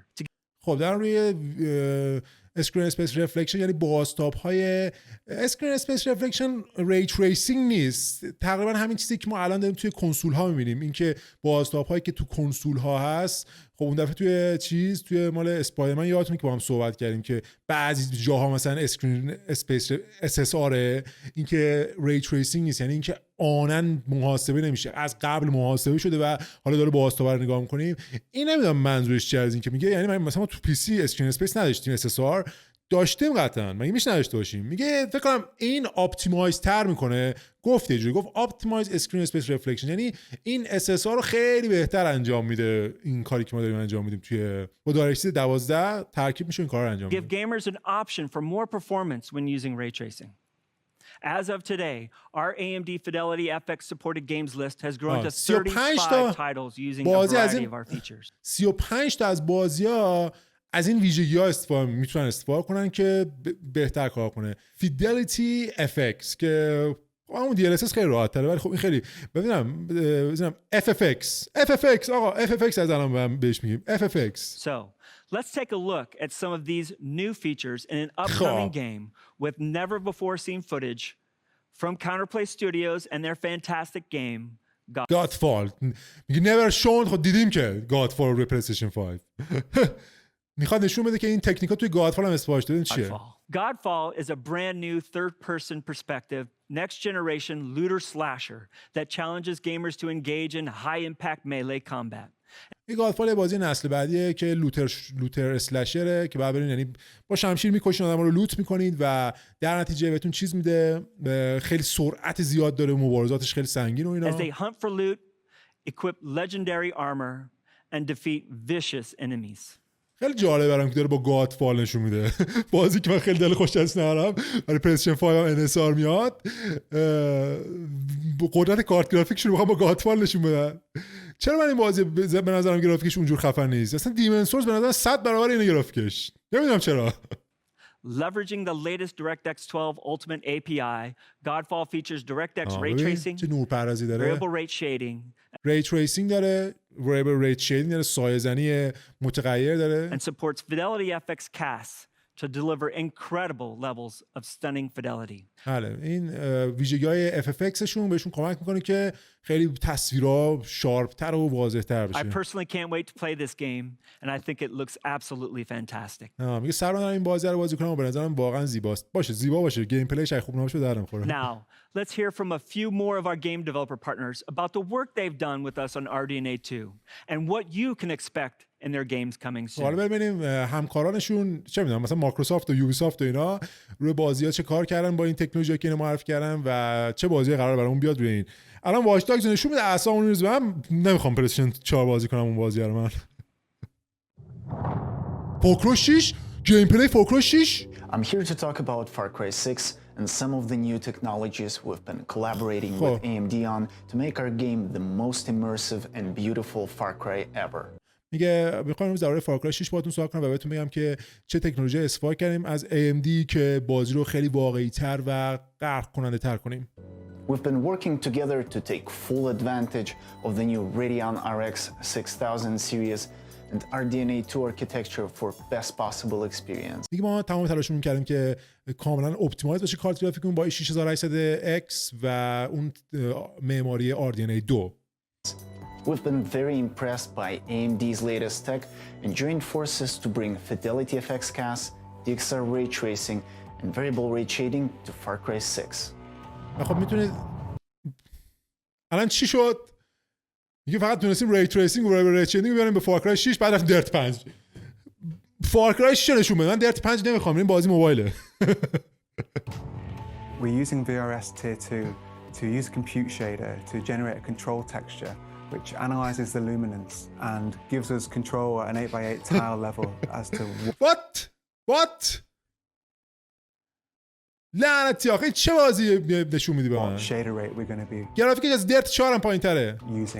This enables us to render. خب حالا از این که بگذرم بخوام توضیح بدم قضیه چیه. ببین این ورایبل ریچینگ دقیقاً همینه، معنیش که سایه زنی متغیر، این که بخش‌های از صفحه باید فول شیدینگ بشن، به طور کامل سایه زنی بشن. یه بخشایی مثلا باید از هر 2 تا پیکسل یکیش سایه زنی بشه، مثلا اون بخشایی که قرمزه باید کامل سایه زنی بشه، اون بخشایی که زرده مثلا باید یکم کم از هر پیکسل، چه نمیدونم در یه فرمول داره، اون خیلی تخصصیه. من فقط بیس قضیه رو میدونم، اینه که مثلا از هر 2 تا خونه یه دونش سایه زنی بشه، اونی که سبزه از هر 2 تا خونه 2 تاش سایه زنی بشه. مثلا این مربعی رو اگه فرض کنید اون مربع 4 تا خونه توش باشه، اگه بخواد اون مربع یه پیکسل فرض بگیرید، اون مربع رو یه پیکسل فرض بگیرید، از اون 4 تا خونه اگه فول شیدینگ باشه هر 4 تاش سیاه میشه اون مربع. اگر زرد بخواد باشه، یعنی جایی که کمتر مهمه، از هر 2 تا خونه فقط، یعنی 2 تا خونه یکیش چیز میشه سایه زنی میشه و اون یکی سبزم بیشتر مثلا سایه زنی میشه. میگم حالا این دقیقاً من این چیزی نمیدونم، خیلی اون چیز تکنیکی و پیچیده ایه، ولی من کل قضیه اینجاست که آقا این قبلا که مثلا این ورایبل ریت شیدینگ نبود، اگر میخواستن مثلا یه صفحه‌ای رو سایه زنی کنن باید یا فول شیدینگش میکنن، یعنی کلا سایه زنی میکردن روش که خب بار پردازش بیشتری میخواست، ولی حالا با هوش مصنوعی و ورایبل ریت شیدینگ میتونن فقط اون بخشایش که مهمه یعنی دیگه تصمیم میگیره اونجایش که نیاز بیشتر سایه زنی کامل انجام بشه خب قرمزاست، اونجایی که کمتر زرداست، اونجایی که مثلا یه مقدار از اون فول شیدینگ کمتر سبزاست. میدونی مثلا به نظرم اون که سبز سایه زنی خیلی با جزئیات تری خواهد داشت تا اینکه اونجایی که زرده، چون اون که سبزی دقیقاً تو صورت اون دیگه پشت ماشین است دیگه، ولی خب مثلا اون زمینه و جاده فول شیدینگه، سایه زنی کامل بعد انجام بشه چون کاملا مسیر جاده است و خب شاید بار پردازشی کمتری بخواد سایه زنی کامل اون بخش تا اینکه مثلا بخواد اون پشت ماشینی که اون همه چیزای پیچیده داره رو کامل بخواد سایه زنی کنه. مثلا این مارک ماشین رو فول شیدینگ کرده چون سایه داره دیگه، سایه داره. مثلا نگاه کن الان This enables us to render much more quickly but keep the same quality level. حالا ببین اون جایش که مهمتره رو سایه زنی کرده، سایه زنیش فول شیدینگ بوده، اون جایش که کمتر تو میدان دیده خب سایه زنی کمتر توش انجام شده و همینطور دیگه بیشتر میره جلوتر دیگه. خیلی دیگه این تخصصیه این قضیهش. من اگه بخوام خیلی دیگه من نمیدونم توضیح بدم، فقط توضیح میدم این قضیه قرمز و زرد سبز چیه. We're excited to team up with great partners like AMD to World of bring some new Warcraft. features to World of قشنگ داره رو کاغذ Warcraft. میخونه. World of Warcraft is built on a custom engine using the DirectX 12 Ultimate API. Another great feature on the RX 6000. خدا اکید این آخه بازیه که بیایم باش World of Warcraft با گرافیک نشون بدین. یعنی واقعا این چیزیه که نتونه هیچ کارت گرافیکی اجراش کنه. is DXR ray tracing. Here you can see ray tracing evident and how the shadows are interacting with your character. حالا که ری تریسینگ اومدش خوشگل شد. بریم عقب. Ultimate API. Another great ببین الان این بدون ری تریسینگ وقتی ری تریسینگ میشه چی میشه؟ feature on the RX 6000. ری تریسینگ فقط بازتاب نیست که سایه زنی و اینا ری تریس میشه، نور پردازی ها اینا ری تریس میشه، خیلی بهتر میشه. ببین 1000 is DXR ray tracing. Here you can see ray tracing evident and how the shadows are interacting with your character. این نورش که دست یارو که تو میخوره نوراش رو دیوارا بهتر میفته. خوبه. What you're seeing involves incredibly complex از این computations بابت on the اوکی. RX 6000. This is a level of realism that hasn't been possible until recently. ببین اون نور چیزی که سوسو میزنه چقدر به بهتر شدن این محیط کمک کرده. ریفت من این چه بازیه؟ The RDNA 2 architecture and the Radeon 6000 series allowed us to introduce some of the latest DirectX 12 Ultimate technologies into our engine. Real-time ray-traced shadows. این آف که باشه اینه بدون ری تریسینگ، آن که باشه سایه چی میشه اصلا پشت شخصیت نگاه کن، پشت شخصیت اون سایه خوب و کیفیت داره ولی بدون اون اصلا سایه نداره. اصلا بازی چی دیگه شد. این سنگا هم سایه میندازن، حتی سنگا هم رو زمین سایه میندازن. بله شما بیشتر جزئیات بازی بیشتر میشه و بیشتر توی بازی غرق میشین. Over the next few weeks, developers of these incredible games will show never-before-seen gameplay with gorgeous graphics that use a combination of ray tracing and FidelityFx running on the Radeon RX 6000 series graphics card. میگه خب اینا تو این تاریخ‌های مختلف چیز میشن دیگه، ویدیوهاش فکر کنم میاد. نوشته فیچر ویدیو اویلیبل آن، یعنی یه ویدیو میفرستن، ویدیوشو میخوام چیکار، قابلیت بیار اضافه کن به کارت گرافیکاشون. یه ویدیو میذارم که بهتون نشون بدن که چه تفاوت خیلی بیشتر بهتون نشون میده. Be sure to check out amd.com starting tomorrow to see more. I'm happy to announce that the Radeon RX 6800 XT will be available on November 18th, starting at $649. $50 ارزان‌تر از اونه. $50. But we are not done yet. Today, we are also announcing the Radeon RX 6800 with 60 compute units, a 1.815 gigahertz game clock with a boost clock of over 2.1 gigahertz. It will feature the same 128 megabytes of این مدل مدار پایین‌تره ولی همه چیش هم شبیه همونه، فقط فکر کنم تعداد واحدهای پردازشیش کمتر بود. cache and be available with 16 gigabytes of GDDR6 memory. با استفاده 250 وات. ایوه. With a board power of just اون 60 تا کامپیوتینگ یونیت داره. 250 watts. The Radeon RX 6800 is a fantastic entry into 4K. با 28 تی مقایسش کرده. از 28 تی بالاتره.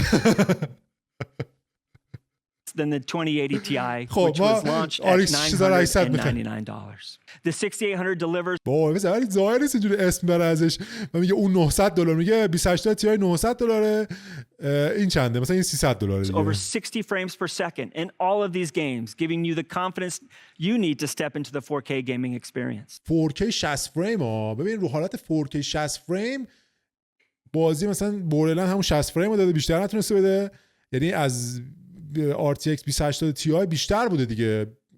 2080 نمیتونه حتی 4K 60 فریم بده، همش بالای 60 فریمه، هیچ کدومش زیر 60 فریم نیست. That same great performance extends to 1440p. بله حالا تو 440p که مال ماست، مال سیستم ماست، ببین چه شود. Resolution where the RX 6800 tears through the latest games.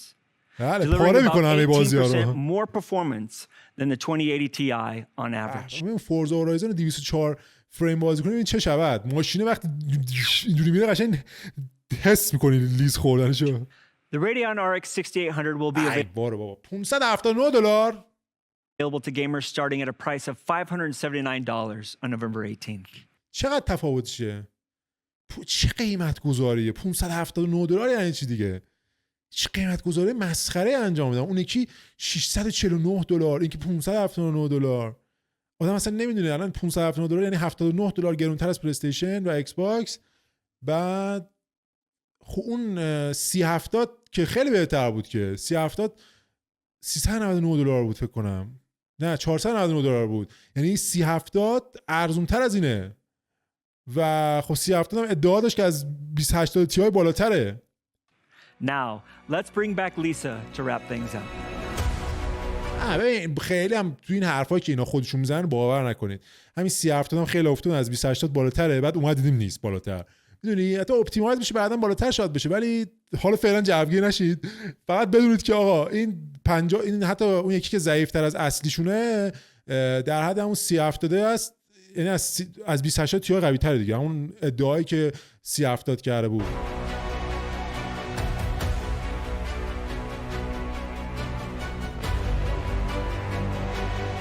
Thanks, Scott and Laura. The AMD Radeon 6800 XT and 6800 deliver simply incredible 4K and 1440p games. یه دونه 6800 یه دونه 6800 XT همون قوی تره است، اون مثل همین 3080 و 3070. حالا میگم هنوز قوی تره مونده، هنوز یه دونهش هست که خیلی قویه. $1000 این حرفا. Experiences. This is the power of RDNA 2. And once we add the smart access memory technology, gamers can even get higher frames per second when pairing Radeon 6000 GPUs with Ryzen 5000 series. آره میگه و خب این قدرت RDNA 2 و اگر میخواد قدرتش بیشتر بشه با اسمارت اکسس مموری و قرار دادن یعنی مچ کردن CPU های سری 5000 مون زنتوری ها با رادیون 6000 ها سری 6000 شون راندمانتون باز بهتر میشه و فریم ریت بیشتری میگیرید. Now, I saw online that some of you were wondering which big Navi product we previewed during our Ryzen 5000 launch earlier this month. For the record, that was the 6800 XT. الان میخواد سورپرایز میکنه مثلا میگه خب شاید برای خیلیتون سوال باشه که توی اون مراسم سی پی یومون ما یه کنسولی یه دونه کارت گرافیکی رو یعنی راندمانش بهتون نشون دادیم که شاید براتون سوال باشه که کدومشه. خب همون 6800 XT بود. حالا یه دونه دیگه هم هست 6900 حتما. You know, we always save the best for last and I always get the most fun jobs. میگه خب میدونی ما همیشه اون قسمت خفنشو برای آخرش نگه می‌داریم و همیشه کارهای جالبو میسپارن بدن دست من. So today that means I have one more GPU to show you. We didn't stop with the Radeon RX 6800 XT. We knew that the RDNA 2 architecture could give gamers even more. میگه خب ما با 6800 XT متوقف نشدیم. ما میدونستیم که RDNA 2 بیشتر از اینا میتونه به گیمرها بده. I'm so excited to share with you for the very first time the AMD Radeon RX 6900 XT. Now isn't this just absolutely gorgeous? And you'll see that it's actually relatively compact for all the performance that it delivers. تیکر زد. گفت که همونجور که میبینید 6900 XT خیلی بازدهی بیشتری داره که هنوز ندیدیم ولی خیلی کوچیک‌تره. میخواد تیکه بزنه به 3090. میگه خیلی کوچیک‌تره نسبت به بازدهی که داره. It's actually the same size as our 6800 XT. اوه نکته جالبیه. میگه از نظر اندازه دقیقاً با 3800 XT مون مساویه. آها مثل اون نیست که 3080 اینقدر بود. یعنی ما گفتیم اوه 3080 چقدر بزرگه با 3090 از توی فرورد اینقدر بود. Our top of the stack 80 تا کامپیوتینگ یونیت 300 وات. واه پسر اینم 300 واته. چجوریه قضیه؟ اون یکی 300 وات بود، اینم 300 واته. Radeon GPU is built for the ultimate in 4K gaming. ببین ولی باز 16 گیگ GDDR6 داره. چه فرقی کردیم با اون یکی؟ می‌کنم کلاکش مقدار بالاتره و کامپیوتینگ یونیتاش مقدار بیشتره. Performance. The 6900 XT combines 80 compute units with a 2.25 gigahertz boost clock to deliver even. خیلی خوبه این که بالاترین نوع کارت گرافیکشون هم حتی هنوز 16 گیگ GDDR6 و واتش 300. ببین یعنی کلا بسن رو همین 316 و ما کنسولایی که داریم می‌خریم پلی استیشن 5. من کنسول گیمرم، من پی سی گیمر شاید بشم ولی حالا فعلا کنسول گیمرم. نگاه میکنم میبینم آقا پلی استیشن 5 منم یا ایکس باکس که هر کی بخواد بخره اونا هم همین 16 و با همین سیستم چیدمان شده توشون. اون میزان رم و تعداد نمیدونم فرکانس پردازشی و اینجور چیزاشون اوکی و یه جور فلسفه پشتشونه. به هر حال خب مال AMD دیگه جفتش، هم سی پی یوشون زن 2 هم کارت گرافیکاشون یعنی جی پی یو هاشون RDNA 2 و خب من مثلا انویدیا واقعا خیلی فراتر از اونها بود. یعنی عددهایی که نشون میداد تنسور کور و نمیدونم چی آرتی کور و اینا خیلی خیلی فراتر از پلی استیشن و این حرفا بود. 24 گیگ این 16 گیگ GDDR6 3090 24 گیگ بود. دیگه خودتون بدونید دارم چی میگم. more performance at the highest settings. With 16 gigabytes of graphics memory, the 6900 XT is ready for the most demanding next-gen games. And with the power efficiency of RDNA 2, we've been able to deliver all of this with a total board power of 300 watts. Now, Laura showed you that we achieved a 54% generational improvement in perf per watt. 65% بهتر از RDNA. With the 6800 XT. With the 6900 XT, we improved things even more, hitting 65% more performance per watt. یعنی 65% نسبت به وات مصرفیش بازدهی بیشتری داره. اون یکی 6800 XT 50% نسبت به RDNA 1 بهتر بود که 15% بیشتر دیگه. Over first gen RDNA. I'm so proud of our engineers who worked incredibly hard to optimize every aspect of RDNA 2. من واقعا افتخار میکنم به مهندسینمون که اینقدر سعی کردن که تک ابعاد RDNA 2 رو بهتر کنن. To achieve this performance. Now let's see how all of this translates to gaming performance. حالا ببینیم توی بازی‌ها چه تأثیری داره این قضیه. Running at 4K with the highest settings, the 6900 XT looks absolutely اوه با 3090 مقایسش کردن. 3090 از کجا آوردین شما؟ خب ببین فورزا هورایزن کلا تو همه چی بالاتر بوده از انویدیا و بتلفیلد 122 فریم داده از 3090 با مقایسه در مقایسه با 3090 و البته تو پرفورمنس گیمینگ بچه‌ها ببین این دوتا موضوع متفاوته. گول تبلیغات نخورید این تو گیمینگه. مثلا توی برنامه چه میدونم رندرینگ 3D و اینا قطعا اون 3090 خیلی خیلی خفن‌تر کار میکنه چون 24 گیگ فقط GDDR 6X داره اون رمش تا جایی که یادمه ولی خب ما گیمریم اون برام مهم نیست همین خوبه. Absolutely fantastic. It's extremely competitive across the board, consistently delivering high frame rates in your favorite games. ولی نگاه کن اون پایین هم نوشته ریج مود و اسمارت اکسس مموریش هم روشنه حالا اسمارت اکسس مموری که یعنی با سی پی یو های خودشون ست شده، ولی ریج مود یعنی اورکلاک، ولی 3090 اورکلاک نیست که، 3090 هم خود عادیشه. Just take a look at the performance we see against the competition in Battlefield 5, Call of Duty, and Gears of War 5. All of this is at lower power with a smaller card form factor.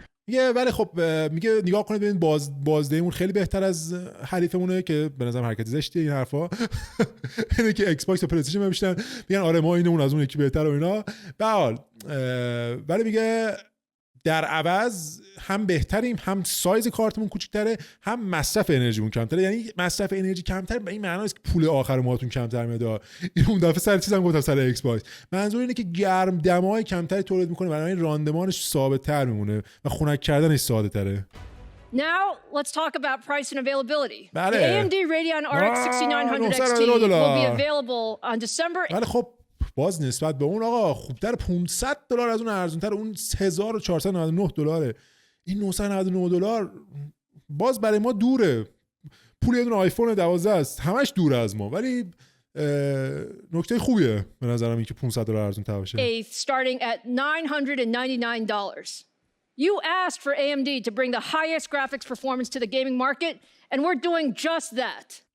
شما از AMD خواستین که بهترین بازدهی گیمینگ رو بیاره به مارکت، به بازار، و ما هم این کارو کردیم. این تاکیدش روی گیمینگه.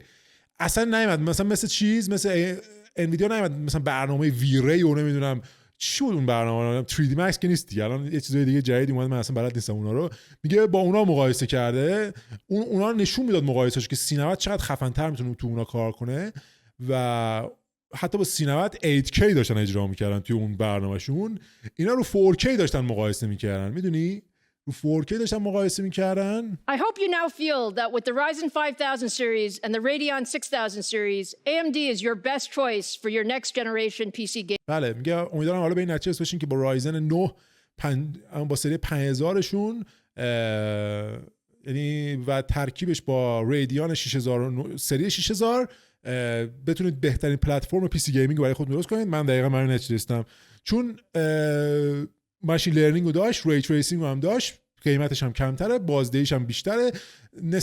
بازدهیش بیشتر نیست ولی در همون حد، ولی قیمتش کمتره به هر حال. بعد دیگه چی بود خدا، دیگه چه ویژگی دیگه داشت؟ این که قطعاً چون AMD و چون توی کنسول هم از AMD استفاده شده، بازی‌ها اپتیمایز تر خواهند بود با AMD. Gaming platform.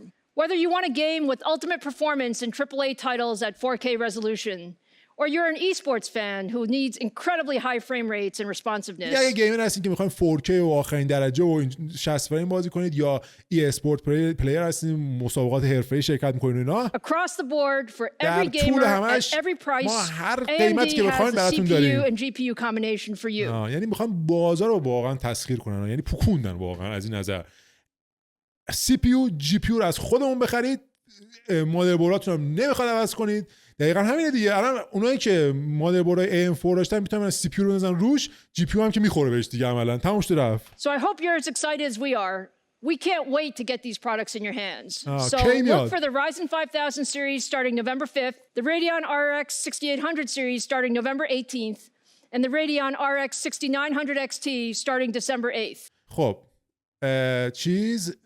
CPU 5000 و سری 6800 معمولیش و XTش جفتش تو همون نوامبر میان، یعنی 11 نوامبر میان، یک روز بعد از ایکس باکس سریز X و سریز S، یک روز قبل از پلی استیشن 5، و اون 6900 XT هم توی 12 نوامبر میاد، یک ماه بعدش بکنم میشه. To wrap up here, this has been quite a journey for us. And I'm incredibly proud of our CPU and GPU teams who have worked years for this moment. آره میگه اینم دیگه پایان بندی نمایشمونه و از تیممون تشکر میکنم به خاطر این همه تلاشی که تو این سالها کردن به اینجا رسن. واقعا قابل تحسینه. اینا دارن دو تا کار انجام میدن. انویدیا فقط رو جی پی یوه، اینا انویدیا همه چیزش روی اینتله، میدونی با اینا که رقابت داره، همه چیزش به قولن همکارش روی اینتل باشه که پرفورمنسش روی اینتل بهتر باشه و بیشتر هم میتونه فقط کاربرای خاص که مثلا میخوان کارهای خاص انجام بدن رو در چیز کنه. ولی AMD قشنگ مشخصه که اومده بازار گیمینگ رو که مهمتر از اوناست، اونها یه تعداد کمی ان، گیمرها هستن که میلیون ها هستن و اینا و حاضرن خرج کنن. میدونی اونا یارو مثلا چه میدونم ادیتور 3D کار، حاضر آقا پول بده برای کارش که بعدا میخواد پولشو در بیاره. ولی گیمرها هستن که میخوان با قیمت کمتر با یه راندمان برسن که بازی بهتر بازی کنن و اینا خوب سرمایه‌گذاری کردن، روی خوب کسایی سرمایه‌گذاری کردن. AMD is delivering the best to the industry.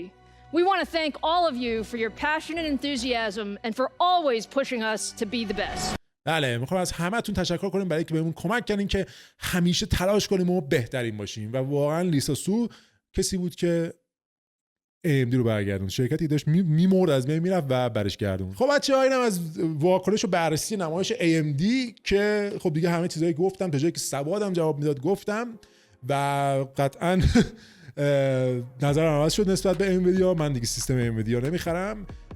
ماشین لرنینگ که من می‌خواستم اینجا هست، میتونم بازیامو همون کاری که DLSS انجام میده اینجا برام انجامش بده، ری تریسینگ انجام میده و قیمتاش هم قطعاً در یعنی ترکیب بخوایم حساب کنیم CPU و GPU و مادربرد و اینا، چون الان درسته شاید مثلا بگه آقا خب به GPU چیز انویدیا خیلی با این تفاوت نداره، شاید نظر قیمتی شاید از اینم ارزون تر باشه دیگه، 6900 چیزه از 2080 قوی تر بود، ولی ما الان 3070 که اومده درسته $500 یعنی $50 از این ارزون تره، ولی نشون دادن مثل که از 2080 بالاتر نیست. توی بعضی از بازی‌ها بهتره ولی توی بعضی از بازی‌ها هم ضعیف‌تره، توی همون مقایسه‌ای که چیز نشون داد دیجیتال فرندلی. ولی خب اینجا نکته که وجود داره اینه که ما میتونیم چیزمون رو GPU AMD مون رو ست کنیم با CPU AMD و باز راندمان بهتری بگیریم و خب CPU های AMD باز از اینتل ارزون تره. خب ببین پس اینجا باز بودجه‌مون یکم بهتر شد. از طرف مادربردهای AMD تا جایی که من موقعی که رفتم خریدم میدونم ارزون تره باز نسبت، یعنی چیزایی که به AMD ربط داره ارزون تره نسبت به چیزی که به اینتل ربط داشته باشه و در کل میشه سیستم ارزون تری بس نسبت به اینتل. البته بازم حالا من نمیخوام اعلام تخصص کنم در این زمینه، من برداشت و اون نتیجه گیری و تصمیمی که خودم گرفتم و دارم برای شما میگم، به این معنی است که الان من اینو گفتم بعد دیگه شما فکر کنید نه دیگه اونا بده، اونا به هر حال درسته. اینجا بازم تاکید میکنم پرفورمنس گیمینگ بود، روی بحث گیمینگ تاکید داشتن، خیلی روی مثل انویدیا روی استفاده های دیگه تاکید نداشتن که خب ما هم اینجا به گیمینگش کار داشتیم و همین برامون اوکی. هدفمون عوض میکنیم دیگه، 3080 نیست، هدفمون رو میذاریم آقا خرید کمک هزینه خرید پی سی. اینجوری به نظرم بهترین کاره، کمک هزینه خرید پی سی و بعد صبر ندارم که پولی که جمع شد بیام یه روز بشینیم اول با هم دیگه یه سیستمی رو چیز کنیم، بعد بیافتیم دنبال اینکه چه جوری با چه قیمتی بخریمش و بعدم با هم دیگه بیام یه روز توی ویدیو ببندیمش و بعد بریم بازیایی که توی این مدت مال پی سی من 10 سال پی سی خوب نداشتم و بشینیم با هم دیگه تجربه کنیم و یه گروهی از بازی‌های جدیدی که خب جدا از حالا بازی که خودم باز نکردم توی این 10 سال گذشته، بازی ایکس باکس هم میتونیم دیگه ساپورت کنیم چون ایکس باکس همه بازیش روی پی سی میاد و اون بخشی هم که خب دوست دارم من بازی ایکس باکس هم بازی کنم رو هم پوشش بدیم. به هر حال مرسی که من بودین. یادتون نره که اگه ویدیو رو دوست داشتین لایک بزنید و صفحه رو هم اگه دوست دارین این ویدیوهای این شکلی که حالا بعضی وقتا میذاریم ولی خیلی چیزای گیمینگ و اینا میذاریم سابسکرایب کنید. حتما همیشه خبرهای خفن که باشه در مورد گیمینگ هستیم، واکتورهای مختلف با دوبله فارسی و اینا.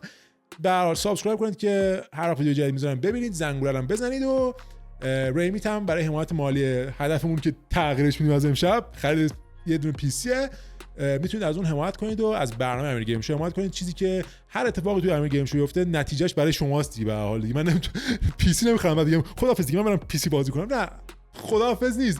هر چیز پی سی هم که بخریم بازی که بازی میکنم میاد برای شما و با هم دیگه حالش میبریم و لذتش میبریم. مرسی که با من بودین. تا قسمت بعدی و یه چیز دیگه از امیر گیم شو. خداحافظ.